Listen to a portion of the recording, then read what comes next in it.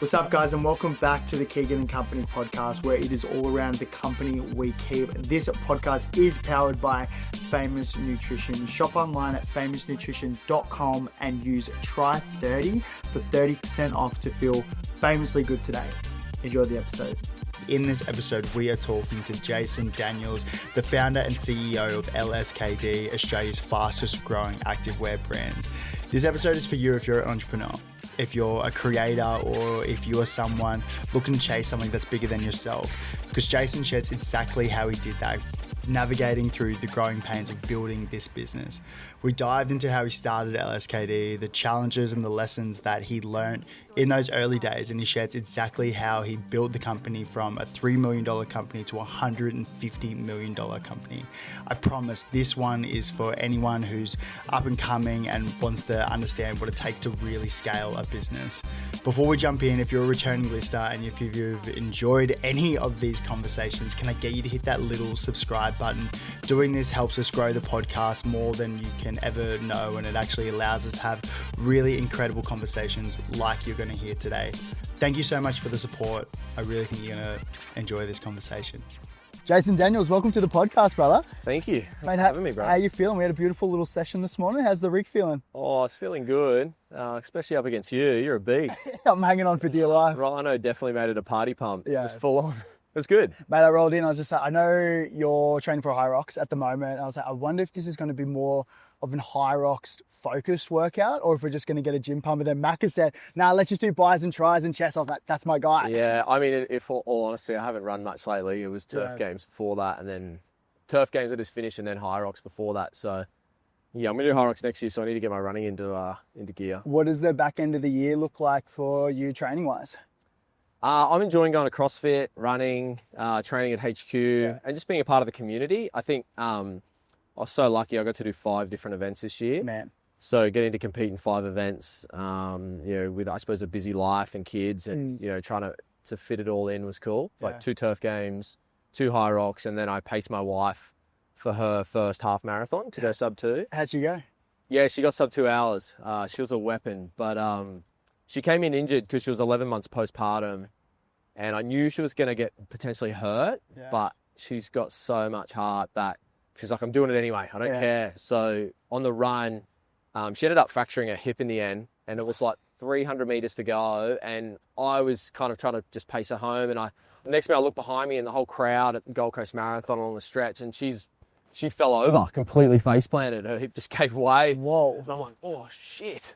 So I had to pick her up and like drag her home, and she still did it. She got 1:59:35. So, and then the next morning I was buying her crutches at the chemist. We went on holidays that next week. So I was, she's a weapon. Is that pretty unusual for someone 11 months postpartum to do a half marathon? Is that pretty rare? Well, she'd never run a half. I don't think she'd ever run more than 10K. Yeah. So for her to achieve a half marathon like that and kind of have 2 months prep. Yeah, credit to her. I mean, she's good now and she's back training and running, but it was such a journey. Man, there's I think that part of being able to balance training, workload, building business, family, that whole piece will definitely be part of the conversation today. I think that's definitely where I want to take this. But before we get into it, I'm keen to hear about background, like how building this beast of LSKD, formerly known as Loose Kid and LKI. Yeah. Where does that story start for you? Oh man, it starts back being a kid. Yeah. It was 1999. I was 13. I had a huge passion for action sports, and I was riding BMX before I got into motocross. And I was lucky enough to ride with 17, 18-year-olds, and one of them went off to win X Games, and he grew up in Logan. So I was actually around elite athletes, which was kind of cool and inspiring for me. And we went to a place just on the Gold Coast, the Nerang BMX track, and they had some dirt jumps, and I was trying to jump these jumps, and I think they were big. Maybe they weren't. But when you're a kid, everything seems bigger. Yeah, way bigger. Yeah. And I couldn't jump it, and I was pissed. Like, I was like, nah, I can't jump this jump. And they called me the loose kid because I was the youngest. I was the kid, and I was a little bit loose on a bike. And that phrase, from 99 to 2002 when we started the company, lived on. It was just a bunch of fun. Yeah. And then I was in grade 11 in 2002, and I decided to turn it into a brand, and it was Loose Kid Industries. And you know, we just started from getting hats embroidered at the local shopping centre at the Hyperdome. Yeah. And what do we put on? Let's just pick this font. Yeah. So then 5 years later, in 2007, I finished school. In 2003, I was racing motocross by then and had a huge goal to be a pro motocross athlete. And then I tried a couple of different jobs. I tried to be a sparky for 3 months and I wasn't very good at it. So I quit my apprenticeship on that. Worked in a bricklaying yard, like learning how to manage trucks and where would the bricks go. And for about 12 months before starting my carpentry apprenticeship. So I ended up becoming a carpenter, working on a job site for 4 or 5 years before LKI became my full-time job. Is this still trying to go motocross full-time? Yeah, so in the meantime, I was trying to become a full-time motocross athlete. So you had the brand, you had the motocross, and you had the job. Yeah. Trying to balance all three. Yeah, and I didn't really think about it back then. I was so young. You know, I was a teenager. It didn't bother me. And 2007 hit, and I thought, you know what? I think this could be my career, LKI. Well, it was Loose Kid, and we naturally changed it to LKI. And at the same time, I was still a full-time carpenter all the way up until 2010. Why'd you naturally change it to LKI? So naturally change it. That's a funny question. Honestly, I actually found a graphic designer. There was a guy named Scotty Faircloth, and my mum actually found, it was a garage sale. Yeah. And this guy designed this really cool garage sale ad, and he had his phone number there. So my mum said, oh, this is a really cool design. There was a local coffee shop my grandparents went to on the Gold Coast where he'd put the sign up. So I got the number and I just called this guy and said, hey, I'd love you to do a bunch of graphics for me. Yeah. I'm thinking some like chain and sprockets and wings. You know, like this is 2007. And I'm like, I need about 5 or 6 designs. And in 2007, we actually bought 1,000 t-shirts on my mum's credit card. And I needed to print something on those. So this graphic designer I'd found designed a bunch of stuff. It was roughly about $1,700 for 6 designs. Yeah. And then on one of those designs was this little LKI logo. And I said, oh, I don't know about that logo. And he said, look, you can have it for $30. And I was like, all right, whack it in there. So this logo kind of got thrown in there. And I started showing, you know, all the athletes that I race motocross with. And they said, this logo is really good. And I said, oh, maybe we just use that. So it was when I say it just kind of happened, it was more that this logo got designed. We'd bought a bunch of other designs for t-shirts. And then LKI kind of was built from Loose Kid Industries very organically. Like it wasn't saying there's a strategy. It just happened. Yeah. And yeah, then it took a few years. I was, you know, and when I say from 2007 to 10, I was working a full-time job, racing motocross on weekends. On a Saturday, I would stop at a local retailer to try and sell, you know, the t-shirts we had off a one-page catalog. And then in 2010, I actually snapped my wrist. So I broke my wrist. I got a plate and screws. And I thought from practicing for the stadium motocross season, and I decided that I wasn't going back to being a chippy. Yeah. And I'd finished my apprenticeship by then and went full-time in 2010. And it was a few months later in April 2010, we moved from Mum's house where we were shipping orders from her bedroom. Yeah. And went and moved into our first office, which we still have. We only moved out of there in 2022. Wow. So we were there for 12 years. And it was a small office with a warehouse, and it's where it all started. And for that next kind of period from 2010 to 18, we just did everything. Like we made, you know, motocross socks, gloves, sportswear, streetwear, life jackets. We sold to retailers across Australia and New Zealand, from a big surf chain to a small independent in a country regional community that would sell menswear to surf street. Which is how we really built an amazing, you know, regional community as well, which I'm very grateful for.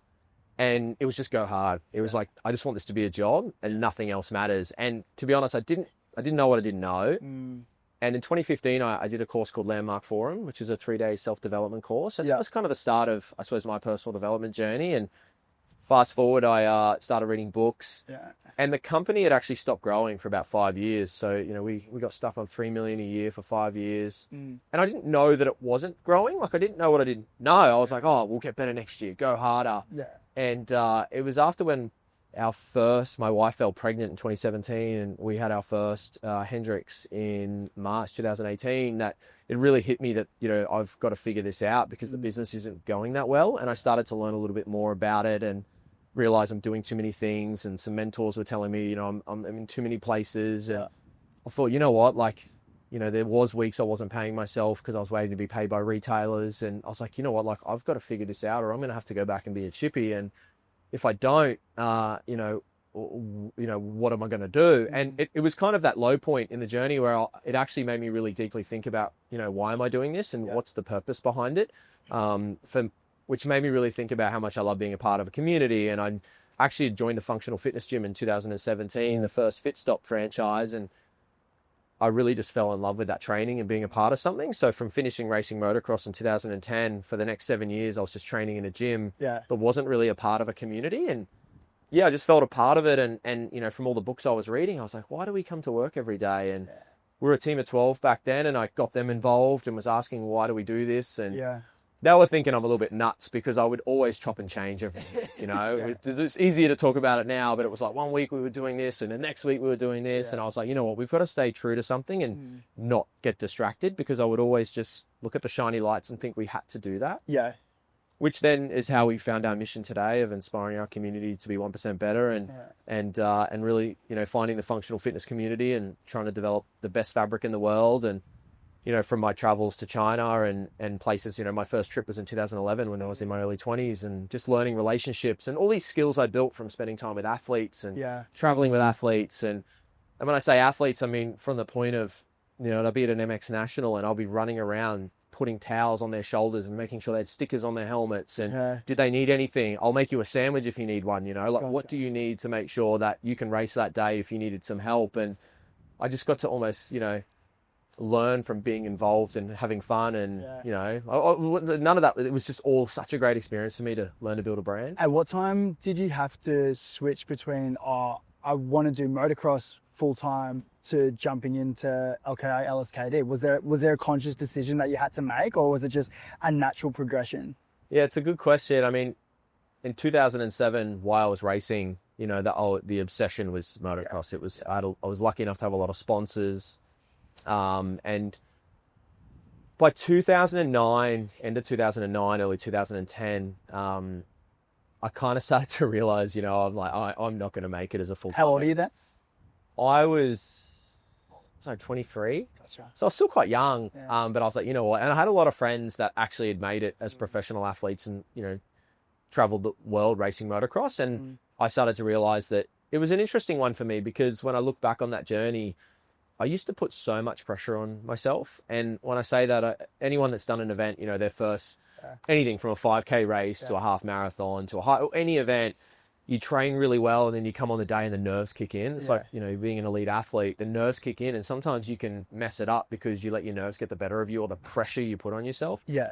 I did that in motocross. I would practice really well, and then I'd get to race days and I'd do really well in the first race, and the next I'd almost brain myself or crash or make a mistake because I just wanted it so bad. Yeah. Which is, I think, I actually have a photo of my handlebars, and I wrote on a Post-it note and put a sticker on it with fun. Yeah. And this is in 2007, because you need to have fun, mate. Stop taking it so seriously. And I think, when I look at our, value today, enjoy the journey, have fun, be yourself. Yeah. It's kind of like, I try to think of those times of putting, the pressure is on today and what we're doing, and we have such a big job ahead of us, but you've also got to learn to have fun and don't take yourself too seriously. That's where my head goes automatically. Also, well, what did you take away from that kid back then into what you're doing now? Because the stakes are almost so much more higher because you have so many more employees, you got the family, there's more almost riding. And I imagine the internal pressure from yourself wanting to be the best person you can be, being 1% better every day. Has that flowed through? Or is it a good learning from those younger days? Yeah.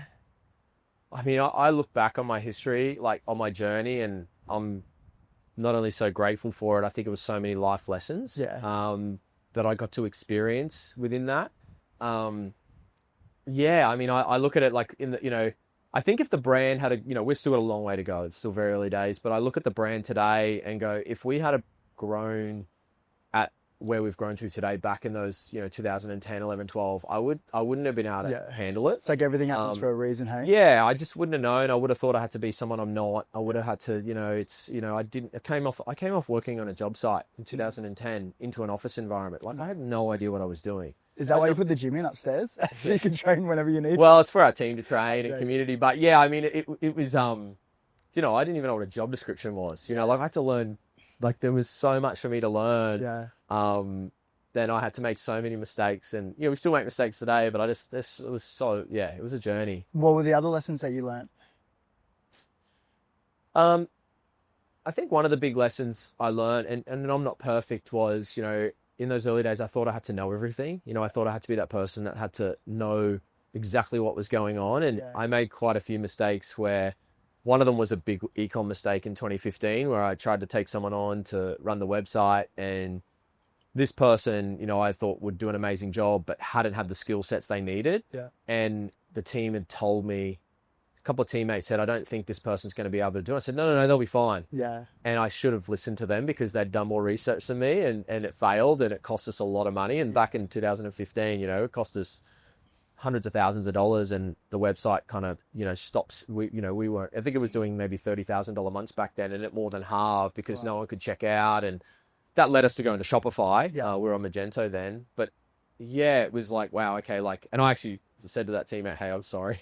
I should have listened to you. And that was a really big learning experience for me. And I look at it now going, you got to seek to understand, sometimes before being understood. And, I'm definitely on the journey, and my leadership journey, and always trying to improve. But that was something I always look back on.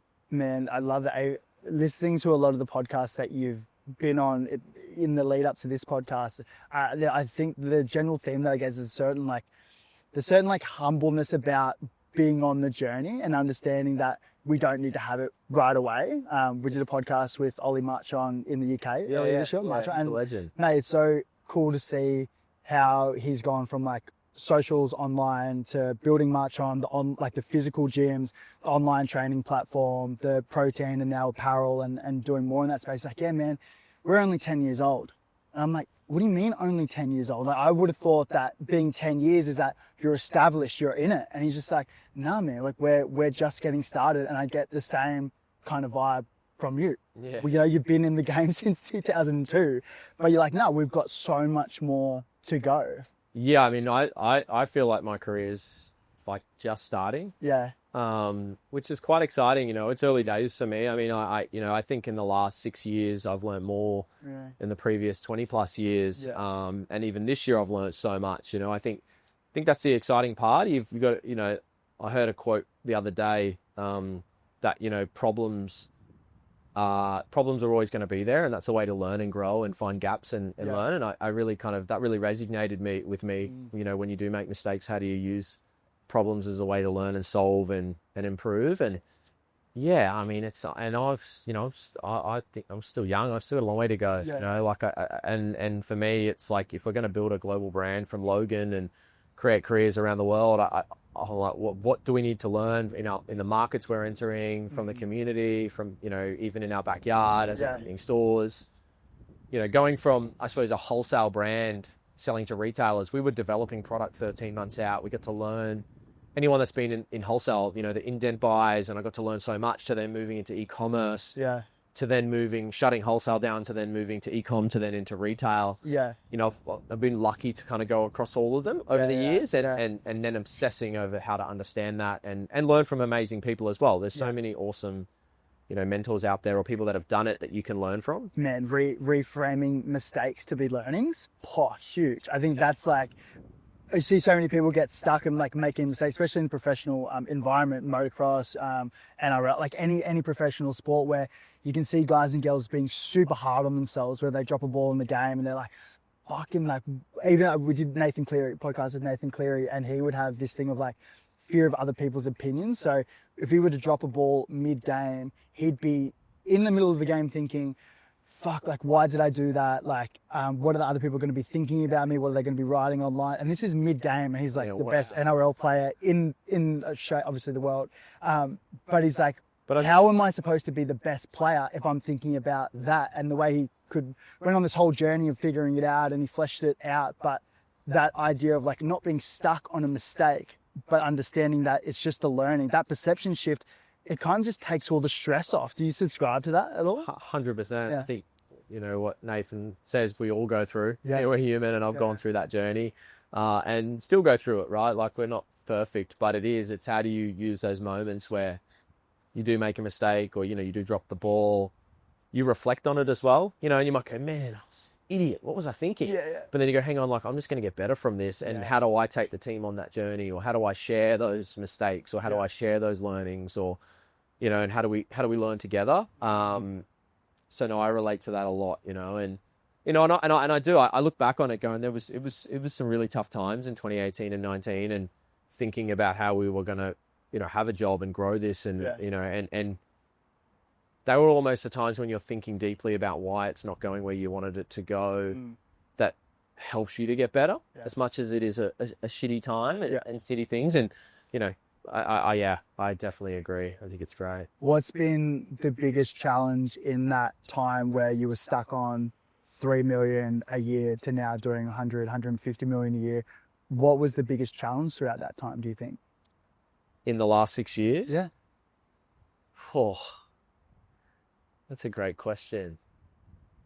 I think every stage of it, you know, I mean, one of our values is move fast, break shit. You know, dare to think differently, nothing's impossible. So, you know, we definitely love to fail forward as a brand, and that's how we learn. Yeah. I think if we didn't open retail as quick as we did, I don't think we'd learn as quick as we did. You know, literally not going to open stores at the start of 2022 to then opening our new HQ and putting our first store in, to then, I say 9 months later, opening our first store in a shopping centre in Chadstone. That was wild. I think the journey of developing team, the journey of supporting team on their journey, you know, I've never done a role like this before. So going from a team of 12 to 500 plus team members, you know, across head office, retail, and, you know, all over the world. We have an office in the US with a team doing amazing there. It's, you know, learning how do I improve as a leader, and how do I help develop our team more as well, and how do I learn from them? And you've got team that have also never led big teams, and we're all growing together. So, you know, our leadership journey is something that, you know, I'm constantly thinking about and how I can improve. So I think that's been, you know, that's definitely been a challenge that I've gone through and constantly learning. And then, you know, how do we improve our product? You know, like, how do we constantly improve and listen to our community? You know, 6 years ago, you know, where we were in our product to where we are today, it's so special to watch, you know, the definition of 1% better in our product and our supply chain and our fabrics, you know, the work that the team is doing on trying to be the best in the world for our community with that, you know, that fabric, you know, fit, feel and function. We've come so far, and it's, you know, and we've made mistakes. You know, we have a community group on Facebook of over 105,000.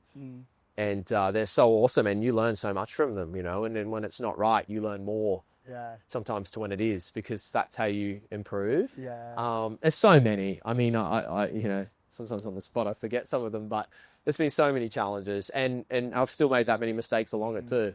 Man, it is cool to see just the progression over time, because I remember when it was Loose Kid back in the day. I remember I was telling you this morning how we used to do a lot of like BMX stuff like at Ashmore, and which was very close to Nerang BMX track, and I remember seeing Loose Kid, and I remember it being Loose Kid, and I actually didn't know, and I obviously saw LSKD when it was LSKD, but I didn't know that they were the same brand until I think I started coming into the HQ maybe a couple of years ago.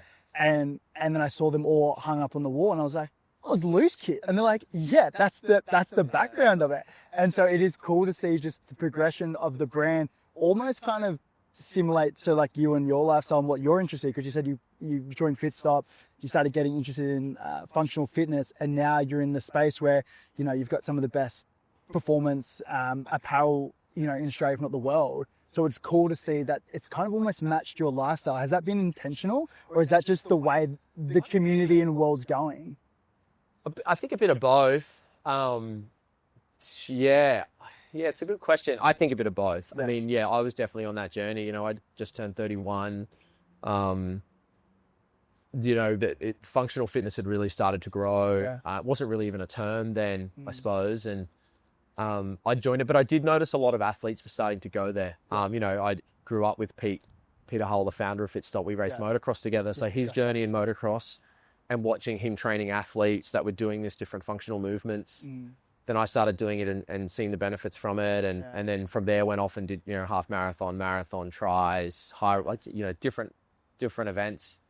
It definitely has matched my lifestyle, but I think I did see that there was a shift happening. And I did notice, and, you know, I'm so grateful for, you know, our brand and, you know, especially the LKI journey and, you know, being involved in action sports and motocross. Without that, we wouldn't be here. And I saw a lot of motocross athletes moving into functional fitness and different workouts to what they could do. And it's really funny when I look at the journey, like in the early days, I was actually quite embarrassed of it, right? Yeah. Like, you know, when we changed the brand LSKD, we started to say, you know, we need to celebrate our past, but I was really kind of didn't want to, because I was like, we hadn't grown, you know, maybe we don't share where we've come from. And then, you know, then I was like, hang on, after all learning from these books and inspiring founder stories, like we need to share this. Like it's been a real journey. And then it made you look back on the journey going, yeah, there has been these patterns of, you know, we were always in the gym training. I mean, my mum was an aerobics instructor at school. So we'd be at a fete doing aerobics at, you know, grade 5, at St. Maddie's, you know, doing aerobics at the school fete, you know, my mum was instructing. So I grew up in fitness my whole life. So, you know, I was the only guy going to a step class when I was racing moto, because I knew that when the gate would drop, the hand-eye coordination of dropping the clutch, I could be faster. Yeah. So I'd go and do a step class, and I'd be the only guy in the back of the class doing a step class, throwing down, because I knew I'd get better at motocross. So like I've always just been involved in fitness. So it kind of is a bit of my journey, but it also, I think there's this huge community that have the same, you know, same thing. Man, it's great. Even like you look at these athletes who are in this professional sport, but they do like little variations. So like fighters doing that, like ballet and dance, you know, and I know like a lot of footy players would do like yoga and Pilates as well. So finding like those little 1%ers to get better, I think is super cool. Yeah, I was always doing that. I never had the fastest bike, but I had great suspension. So I knew that if I could be the first out of the gate, I could get to the turn first. So I was like, well, whatever it takes to whole shot, because if you had a good start, you got a good finish. Yeah. So that was always like a goal of like, what could I do to find those edges over the other guys I was racing? Man, that's cool. That's cool. Do you feel like you're living with purpose at the moment? Because from the outside looking in, it seems like this is your thing. Yeah. Like you've found your thing, and you obviously it's thriving. Like you can see the momentum from the outside looking in. Yeah, yeah. Do you feel like this is what you're supposed to be doing? Yeah. Someone asked me the other day. They're like, "So I got a question this week from someone that said, "Do you know, what else do you do? Like, how do you, like, you know, as in." You know, what do you have time for anything else? I was like, no, not really. Yeah. I was like, I don't really have a life apart from my kids, you know, my wife, training and my career, but it's also become my purpose. Like, I think when we found our mission, I was like, hey, that's me. Like, I live for this every day. You know, 1% better is me. Like, I live for that through everything I do.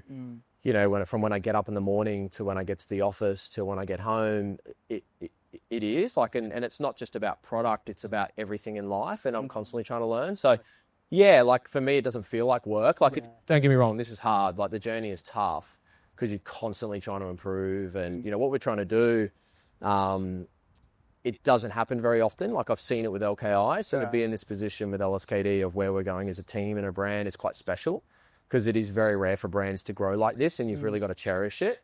So I wouldn't say the journey's easy, but I also know that when you've got a purpose behind it and you feel a part of it, it's like, go hard. I was going to say, is it easier because you're doing what you love? Yeah.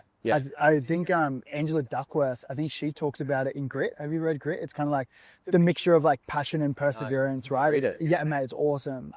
It's kind of like, look at the people who are, you know, the best in the world at their certain thing, right? Whether it's like a Michael Jordan, LeBron James, whoever the main person is in that sport, typically they've been doing it for, you know, 10, 20 plus years. Think about like Matthew Walker has been studying sleep for the last 20 years, and now it's finally like sleep is so important. He's like, yeah, we've been talking about this for the last 20 years. But you look at those people who are in that space, they've been doing it for so long, and that's what Angela Duckworth talks about. She talks about this passion and perseverance type model, and a big part of it is like you'll be able to sustain the challenges and the struggles that you go through because you've got a bigger purpose on the outside of it. Yeah, and I think like, you know, it's that whole 10,000 hour rule. I get asked like, why'd you keep going? It's like, I actually don't know. Yeah. Like, I don't know. I just was like, it's got to work. Yeah. And I'll find a way. And when we started this brand, when LKI started, there was no social media. Yeah. There was no Instagram,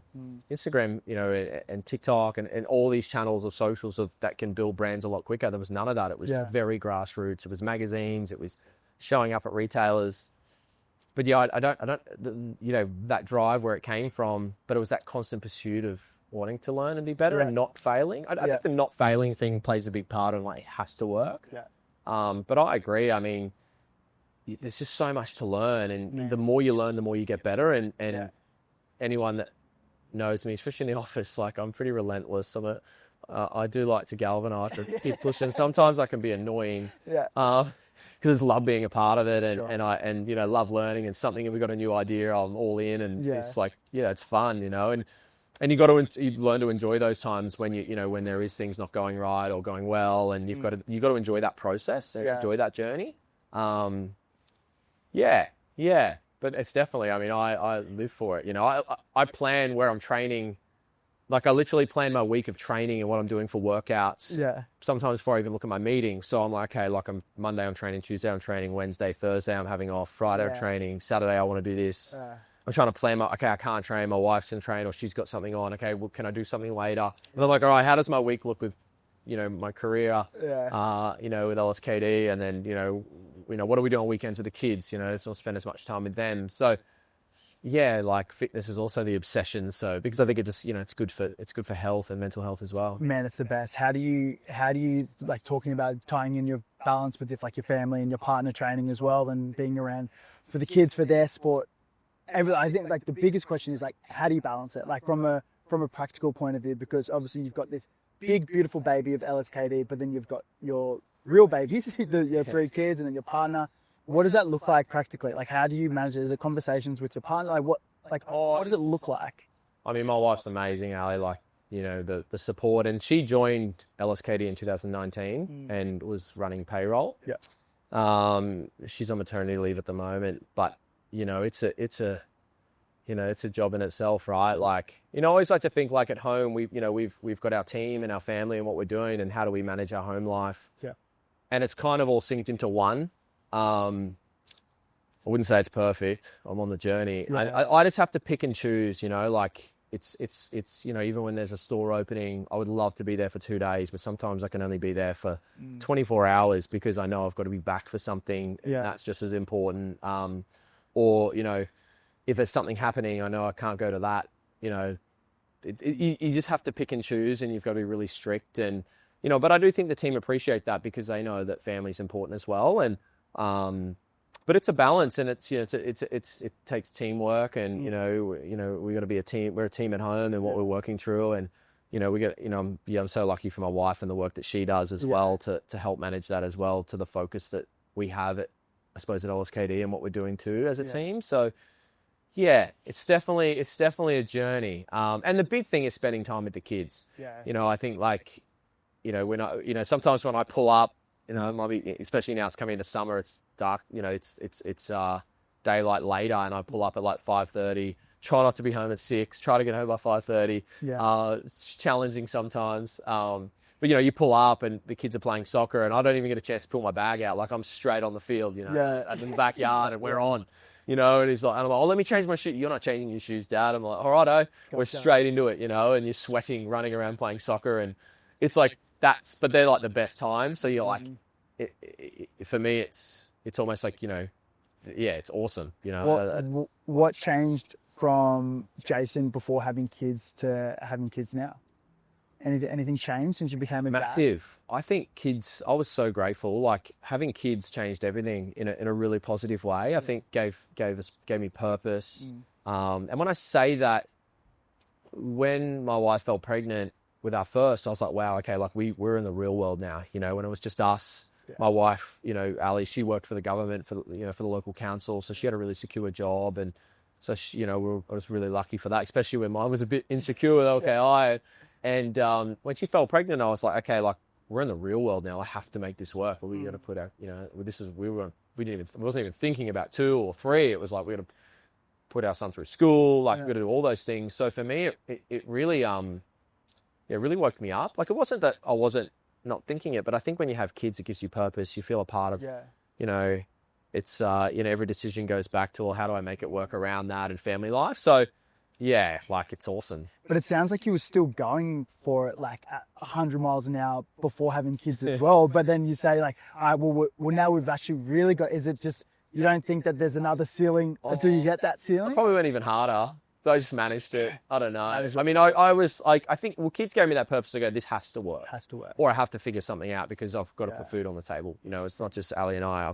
There's someone we've got to protect. It's ours. It's our child. I think that was a big eye opener for me. And reading all these books, I wasn't, when I talk about going to Landmark and reading books, I wasn't interested in personal development. Yeah. I didn't think I needed to read. I thought I knew, you go, oh, I'm doing this. I don't need to do this. Yeah. I know this already. Yeah. Oh, someone told me that. I know. Yeah. And I think it was like, actually, I need to read. I need to learn. Like, I don't know this. And I'm going to read and learn as much as I can. And I think, but then picking up certain books in my journey that I resonated with at the time I needed it was a really powerful thing. I don't know if you've ever gone through where someone will give you a book and you read it and you go, wow, I just needed that today. That was like, that's the biggest light bulb moment it was almost that moment that I got these books in, kind of 2017, 18, 19, as I was reading, and that really it was kind of at that time I needed it. If I had read those books maybe 5 years ago, maybe it wouldn't have been as relevant for me, which is fascinating. But I ran my first half marathon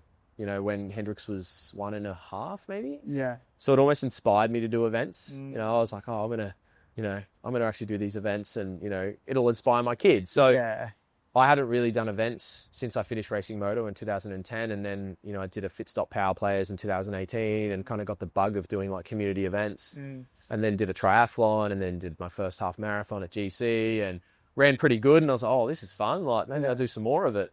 Did doing a try make you want to do an Ironman? Or the opposite? I did set a goal to do an Ironman. At some stage? And then I went, actually, the training takes about 30 hours a week. I can't do that. You're a full-time. I can't do that. Yeah. So I kind of have to pick and choose, like where a HYROX event or a turf, you can kind of train an hour a day and achieve it. So I do have to like manage my time of like, I really do want to do an Ironman, but I'm like, it depends when I'll do that. I had the exact same thought because I'm training for an Ironman at the moment. We've got the half in Bustleton in about a month's time, and even a half takes a long time. Even a half is wild. I underestimated how much it would challenge or like the logistics of trying to train and then travel as well because we travel a lot, and so trying to figure all that out on the road is difficult. Like we were in south coast of Sydney a couple of months ago, just like road tripping down, and we're just doing ocean swims like in the ocean, and you start getting like a few eerie feelings, like is there a little sharks that's starting to come after? But then you start thinking for the Ironman for next year, so like so much training, like there's so much that goes into it. But I think having those little challenges are really great, especially if you got like young kids, because they can say, oh well, you're just setting the example, not only for your kids, but also mates as well, leading by example, staff members can be like, this just works, right? And look, if I wanted an Ironman, I'm sure I could find the time. It might be an excuse, but it's those like little goals that give you something to work toward. And that's why even doing, 5 events this year, plus heaps of other stuff. Yeah. They're those little goals that you set and you work towards, and it gives you that purpose to work towards to something. Yeah. And and my kids come along and they see it, it inspires them. Yeah. It's good to be a part of it. It's fun. And that's what, we do this as a brand, we're a functional fitness brand, and I'm stoked I can do this stuff and be a part of it. And Ali does the same. She has her own little events that she likes to do. She ran her first half marathon, which was super cool. And we had a team in the office, team of 6 for turf games recently. Yeah. And she was running around after the 3 kids that day. They all came. It was awesome. But it inspired her. So I think she wants to do a Fittest in the City event next year. So we might team up actually in Feb and do Fittest in the City next year with some friends. So so that's kind of cool. It's inspired her now that, now she's able to back training more. And Ezra's almost 15 months now. So, she can train a little more. So that's good. Mate, just on Ali, we do have a question from Ali that I'll play. Oh, awesome. I saw something about this. I'm like, oh, great. Whoever wants to play. Hang on, stay with me. She's not a malfunction. Not a malfunction. We've got it here. Hang on, stay with me.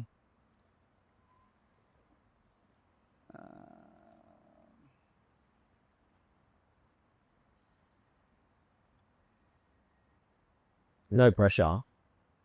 Hey Jay, this is Ali. We all know this journey isn't always easy. So my question for you is, on those tough days, what do you do to make sure your mental health stays positive?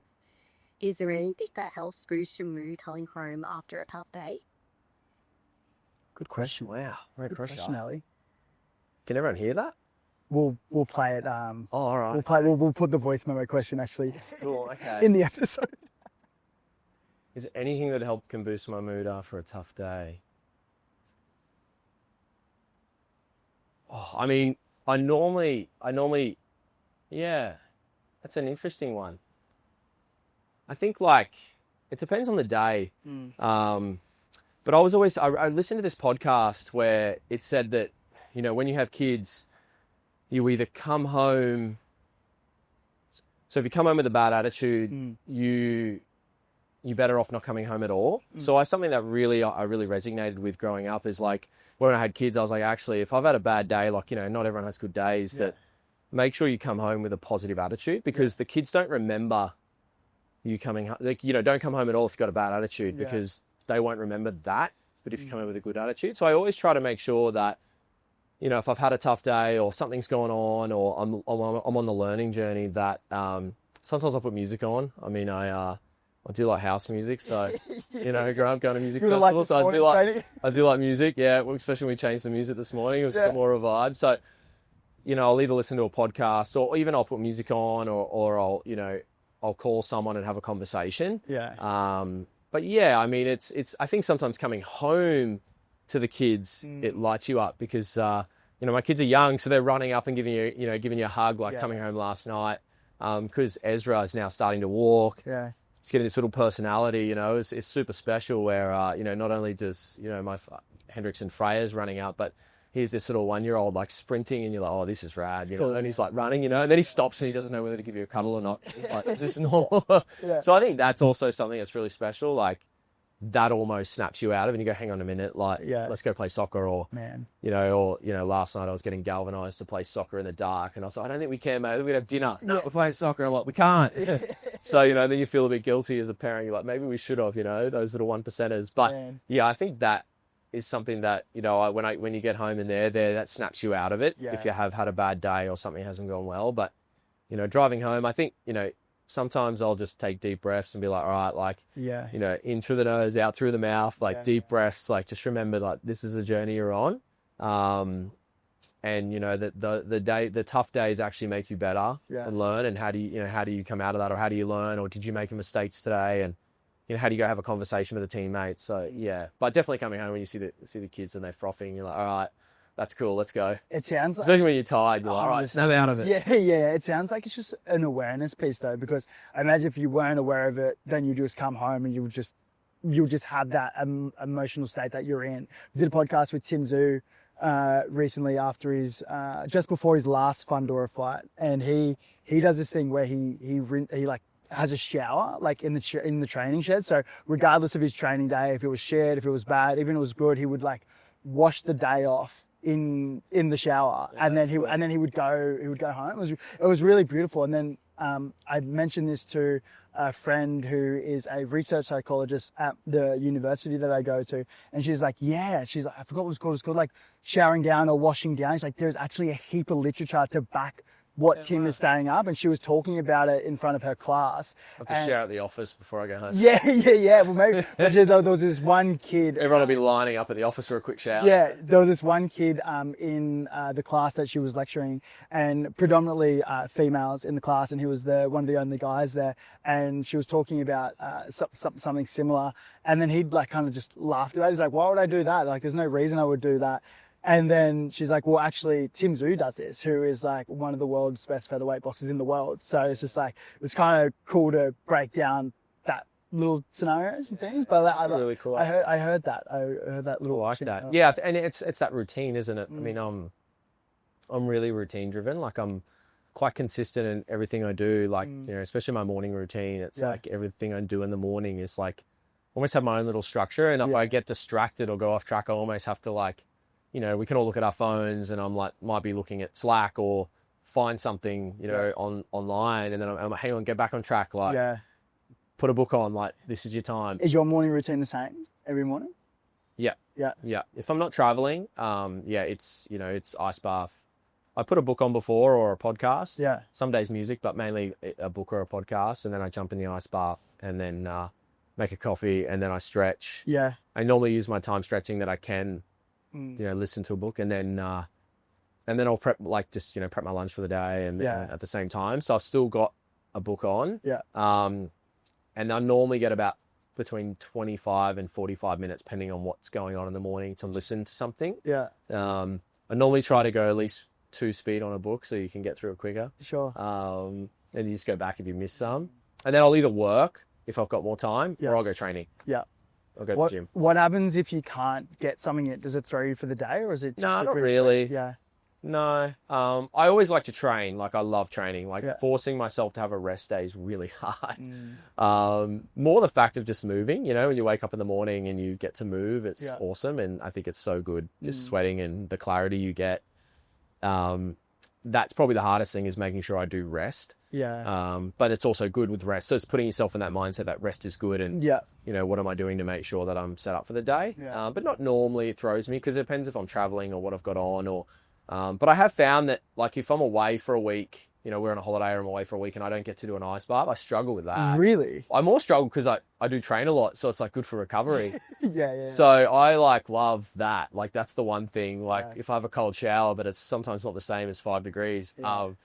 But like that, I almost miss actually. Really? And it's more missing it from like a physical standpoint, for recovery, I think, from training a lot if I'm sore. That's what I love. Is it only the recovery, or is it like having an ice bath in the first thing in the morning, I imagine, just wakes you up and that, you're awake, you're ready to go, like regardless of, you wake up, you're a little bit drowsy, you're like, fuck, like I've just been traveling a heap. But the ice bath, I imagine, would just jolt you into it. Yeah, it does. It does wake you up. It stimulates you really quickly. Yeah. Especially when you get up in the morning, you don't want to go in and you look at it for a couple of minutes and Yeah. you go, I don't want to get in that thing. And then it's real cold. Yeah. And you get in and then you're like, I won't do 2 minutes. I'll do a minute. And then you get to 1 minute 10. You're like, I should just get done. You do have those days. But then you get out and you're like, yeah, this is good. Yeah. This is good. So it's a balance of both. Yeah. Mate, we've touched on themes of mental health. I think it's probably a good time to say congrats on the Movember partnership. I know. Yeah, it's very exciting. It was a really beautiful thing seeing you two brands come together. And I know you mentioned this morning that this has been a goal, right, for a little while. So, mate, tell us a little bit about the partnership. How did it come about? Oh, I mean, I got to thank the team. Yeah. I mean, they did such a great job building the relationships with Movember. We started doing Movember back in, I think it was 2014, 2015. The photos that you showed me this morning of you growing a moustache, Yeah. all those years ago, it was all Oh, we did iconic. it every year, and we called ourselves LKI, Forever Mowing. Yeah. And we put it on our email signatures, and we were like, how do we raise money? How do we get our retailers involved? Yeah. Like, it was a real, we'd have cards in stores, and we did so much, and we never had a partnership with them. It was more like we thought it was a great thing to get behind, and Cool. it was a lot of fun too. Yeah. You're all growing a mow, it starts a conversation. Yeah. And then I think it was 2020, 2021, maybe 2022. I remember one of our teammates, Macca, saying he was really involved with Movember, and I was like, man, a goal would be to work with Movember one day. Yeah. And they're obviously working with another brand. I thought, just think long term, one day we'll be able to connect that relationship, and we'll be able to work with them. And we really wanted to tie into something with men's mental health, and Movember's more than that. Yeah. But from the men's side of our brand, that we hadn't really done anything. We do a lot on our other side with our women's side, and we thought this could really partner really well with having it with the charities we work with as a brand. So we just took our time and thought, if the stars align, the values in alignment, if the relationship's there, for us, it's all about relationship and values alignment, thinking long term. And it's just, the team and Jess did such a great job. And very grateful. I can't take any of the credit. They did such a great job to really make sure the partnership worked as well. Well, man, when I look at your values, create a community, sweep the sheds, obviously, move fast, break shit, 1% better every day, it kind of just simulates Movember's values as well, of being loud, being out there, being able to be vulnerable, and that obviously all that creates being a better person at the end of the day. So the values must just obviously align so much, hey? Yeah, it's really cool. And the things I think we can do as a brand to really bring awareness, what the team created this week in the video that we did, man, to see that up over 25 million views, roughly, already in under a week, and the impact that that's making, and seeing that video that the team created and it was the start of the partnership with Movember, and even just reading the comments on TikTok, like to see, if you read it, you end up in tears, like to see what people are sharing in their journey. It's like, we're actually making an impact. Yeah. And, we're the brand that can form that community to make an impact. And that's also a goal for us. So, we never expected it to do that. We were trying to do it from a place of purpose to help create awareness in a conversation. So that was so special. And, I think there's over 10,000 comments in there, and it's really sad but special that we've been able to create that platform for the community, and hopefully we can be the brand that helps create awareness, create the conversation, raise money. We've got some really cool things in the works for 2026 and collections, and we have a tee coming out in a couple of weeks, but also what we want to plan for 2026 and onwards. So it's really cool. It's special. Man, it's day one. Right, day one, like literally day one, and I think it's like the bit that I loved about that the most was like making genuine impact, because I think creating conversation and just talking about the things is great. I think we do a lot of conversation. We have a lot of conversations. This whole podcast is around encouraging conversations, but being able to genuinely move that needle and how we do that is probably like the best thing. And especially what Movember have been doing, like been an ambassador for them for the last 8-9 years, and the way that they've kind of moved and integrated into doing more with the Movember Institute and actually like investing their funds into the research side of it, the programs like the Head of the Game program that they do with the AFL, and you can actually start seeing those trends changing. We had a podcast with Kieran Ryan before this episode. He oversees all the partnerships and new business for Movember.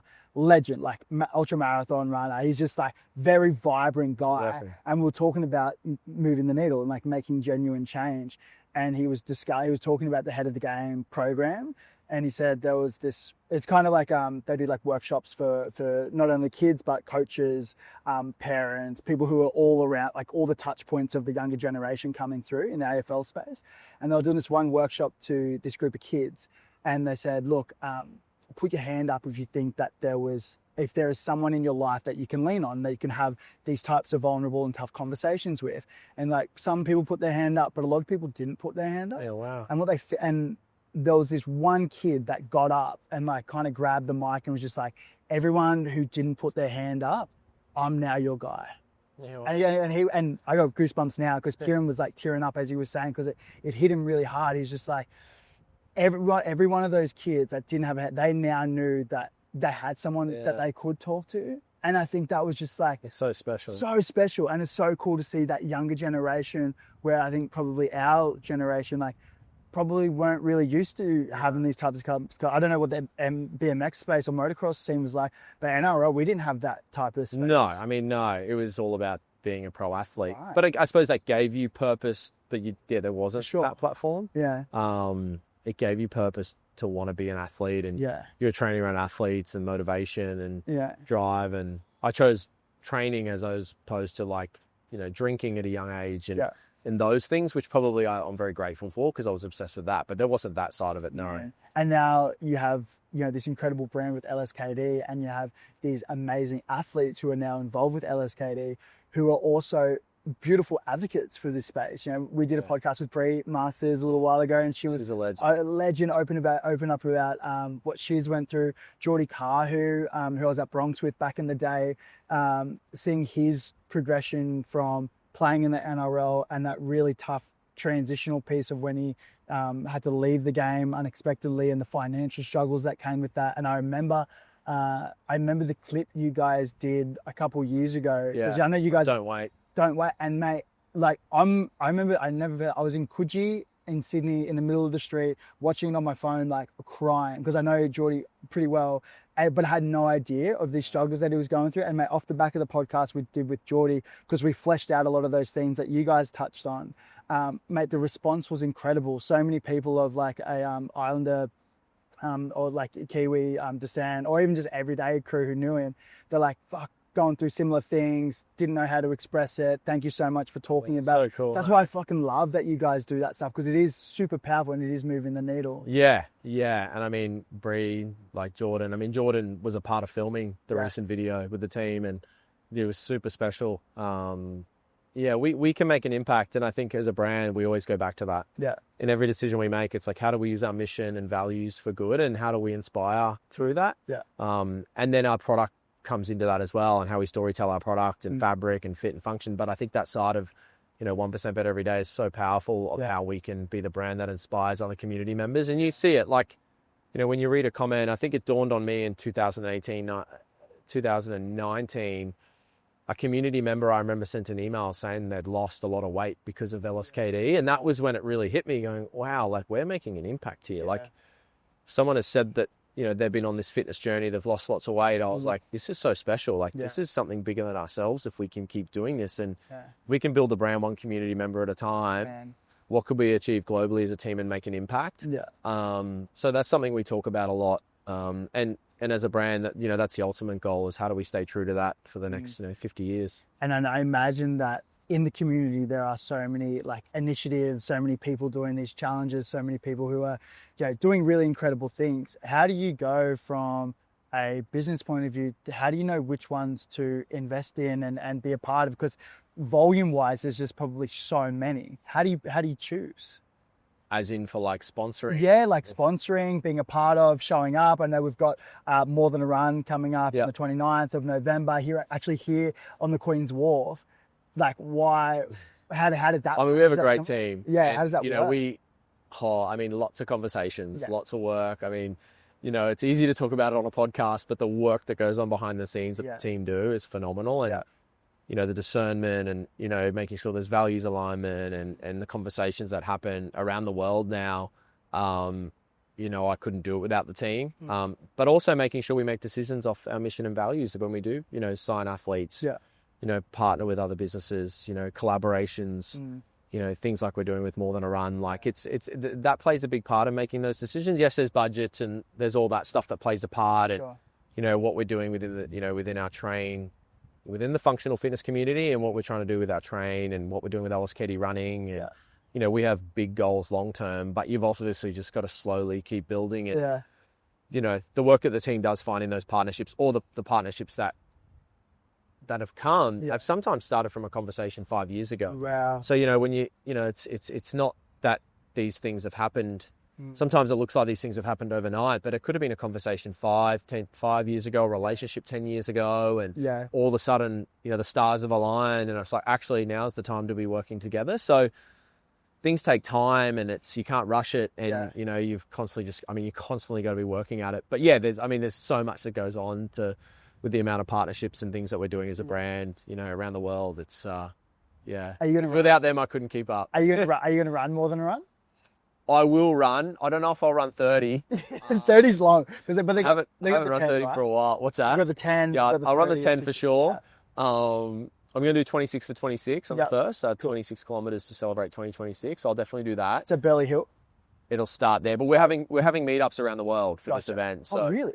Yeah, it's quite special. I mean, we started this back in 2021. I actually ran with a group of friends 33 kilometers for my 33rd birthday. Gotcha. And we actually got inspired from an athlete, Andrew Papp. He did it. So we went out and did it. And then the next year we thought, instead of, New Year's Eve, you normally have a few beers. We're like, let's get up and run 21K. I think it was 21 in 2021. And then every year we've done it.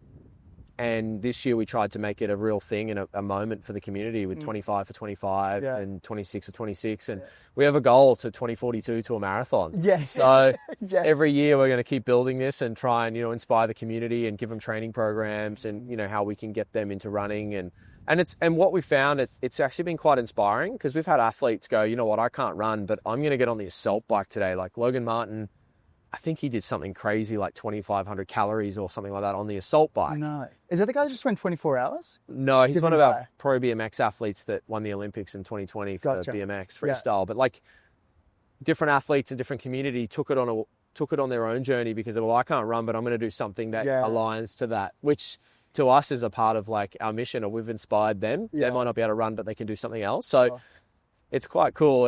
It's really exciting because 26 is going to be rad. And then we're just going to, 27 for 27, 28 for 28 and just keep building it. And the Ks get longer, so the training gets harder, but... and we get older as well. yeah. So who knows? I'll be a bit older, 2042. So that'll be the goal to throw down in 2042. But I will be at more than a run, and I'll run. I just don't know if I'll get to run 30 that day, but I'll be running. Mate, you said you got some really cool plans coming up. What's coming up for LSKD? We're about to open our 29th store in Perth. Congrats. Which is super cool. The team's done a great job. What we're doing in the US community, our team over there is doing such a great job. We have an office in San Diego, and we just opened our 3PL over there, so we've got a warehouse there now, and it's really exciting as we build the community there. We have a lot of stores opening next year. 12 stores. 12 next year. Wow. Yep. So we have a big job ahead of us as a team, and I think really just what are we doing in our backyard to keep staying true to our mission and values in Australia and New Zealand, and we are starting to really grow internationally at the same time. So it's a balance of making sure. Is that hard to do as you grow globally, staying true to the grassroots of Nerang and Gold Coast and Logan? I mean, we talk about it all the time. We always say we're building a global brand from Logan and trying to create careers around the world. The big thing. I mean, I'm very lucky. Like I haven't had to go to the US as much. Our team have moved, and we're really grateful. One of our team, Keith, has moved over there, Rach, and working with the team. Having 3 kids is a little harder to travel, and I do make those choices not to travel as much to be with the kids. And I do go over there a fair bit, but just not living there. But yeah, I mean, you just got to work at it every day. You stay focused, and be very disciplined with your time, and not lose. We always say never lose. Don't lose your backyard. It's so important. What the community's helped us create as well. So, what about personally? Oh man, I'm doing turf next year in February, so that'll be fun. I'm going to do Brisbane HYROX. Yeah. I think I'll go pro for that. So that'll be fun. Solid. I want to do turf games again in September.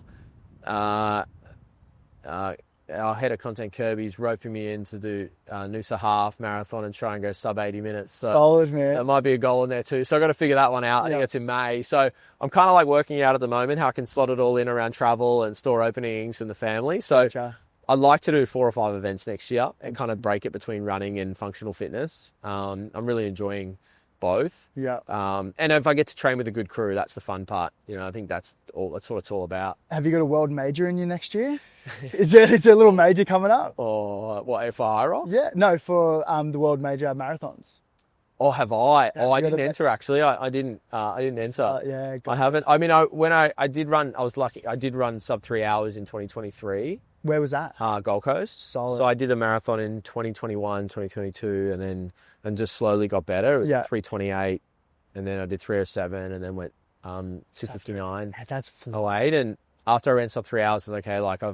I've achieved that. Yeah. The next is sub 250, and I'm like, do I go for that or do I do all these other events? So I've kind of made the decision because I mean, running is tough. The Ks you got to do at that level. So much respect for runners that are running at that pace, and I decided that from a timing perspective with the family that if I can do an hour a day and I can do all these other events and still compete at a pretty good level, that I'll stick to doing that for now. So I've kind of had to make those choices, but. Yeah, when I see all the crew running and you see what they're achieving and runs, you're like, oh, maybe 250s on the cards one day. I don't know. Don't knock it back. But so even just going to a world major and watching. But I mean, I'd run it for sure. I just don't know if I'd PB it. Gotcha. Depends on my training schedule. Well, I think it's probably just the big thing is just being in a city like that, like a New York or a London or a Boston, Tokyo. It has been in my goals to go run one over there. Gotcha. I just haven't figured out when with timing with family and my career. Mate, but it is in the goals, but I just haven't locked it in which one.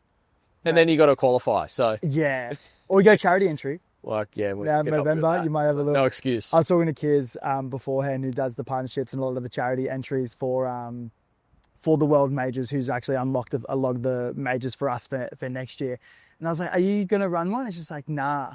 I was like, well, why not? He's like, I obviously would love to run a world major. He's like, no, I give all the spots to our community, to ambassadors and to people who are running it to raise money.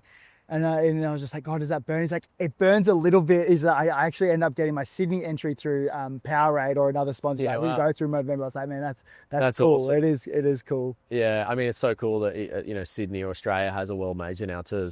Yeah. So I think it was over 120,000 in the ballot. Yeah, which is wild and so cool to see the sport growing. Yeah, well, it's cool. I mean, we've got 2 extra tickets to Sydney Major next year, which will be inviting someone and their friend to come run the major with us next year, which is obviously alongside Movember and LSKD. So I'm super excited for that time, man. Maybe I'll get roped in. Yeah, roped in. But Jace, mate, thanks so much for your time today, man. Thanks, brother. I've really enjoyed getting to know the story from the horse itself. So, man, thanks so much. I really appreciate it. Thanks, brother. Appreciate it. Done. Yeah, dog. Thank you so much for listening to this episode of Keegan Company, where it was all around the company we keep. This episode was powered by Famous Nutrition. Head to famousnutrition.com and use try30 for 30% off to feel famously good today. See you next time.